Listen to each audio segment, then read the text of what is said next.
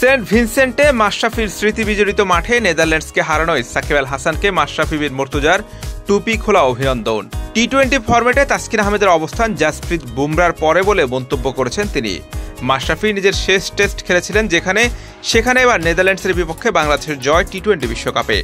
এমন জয়ে স্মৃতিকাতর হয়ে যান সাবেক অধিনায়ক। ম্যাচের স্মৃতি জড়ানো মাঠে সাকিবের ব্যাটিং, মুস্তাফিজ রিশাদদের বোলিংয়ে ডাচদের হারিয়ে সুপার 8-এর পথে এক পা দিয়ে রেখেছে টাইগাররা। বিশ্ব মঞ্চে এমন দারুণ জয়ে উচ্ছ্বসিত জাতীয় দলের এই সাবেক ক্যাপ্টেন। কিংসটাউনে মাশরাফি ইনজুরিতে পড়লে অধিনায়ক হিসেবে যাত্রা শুরু হয় সাকিবের। সেই সাকিবের ব্যাটে ভর করে বাংলাদেশের ডাচ পথ। এই ম্যাচের পর স্মৃতিকাতর মাশরাফি স্মৃতিতে ফেরালেন 1.5 যুগ আগের সময়টা। নিজের ফেসবুকে স্ট্যাটাস দিয়ে মাশরাফি লিখেন, বাংলাদেশের ক্যাপ্টেন হয়ে সেন্ট কিটসের এই মাঠে প্রথম টেস্ট ম্যাচ খেলেছিলাম। প্রথম ইনিংসে সম্ভবত 38 বা 40 রান করেছিলাম। প্রথম ইনিংসে 6 বার বল করে ইনজুরিতে পড়ি এবং পরে আর বল করা হয়নি। যদিও টেস্ট ম্যাচ আমরা জিতি এবং রিয়াদ সেকেন্ড ইনিংসে 6 উইকেট পায়। এটাই আমার শেষ টেস্ট ছিল এবং আমি এরপর অপারেশন করে আবার প্রায় 8 মাস পর দলে ফিরি।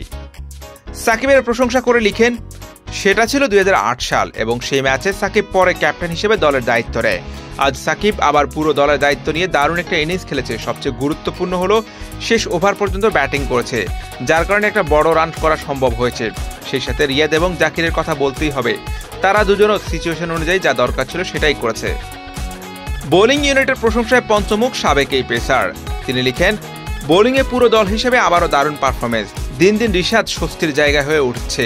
মুস্তাফিজ, সাকিব জু অসাধারণ। তাসকিনের কথা আসলেই আলাদা করে বলা উচিত। বিগত 2 বছরে এই ফরম্যাটে বুমরার পর সম্ভবত সে বিশ্বের সেরাদের কাতারে।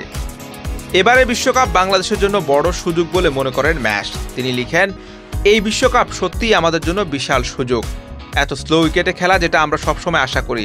সেরা 8-এ স্বাগতম। এবার শুরু হবে আমাদের আসল বিশ্বকাপ। এই উইকেটে কেউ সেরা দল নয়, আমরা বিশ্বাস রাখতে পারলে দারুণ কিছু করা সম্ভব। সবশেষ দলকে অভিনন্দন জানিয়ে লিখেন, সাকিবকে টুপি খোলা সালাম, সেই সাথে পুরো দলকে অভিনন্দন। Big relief. Hussain Arman, BD cricket.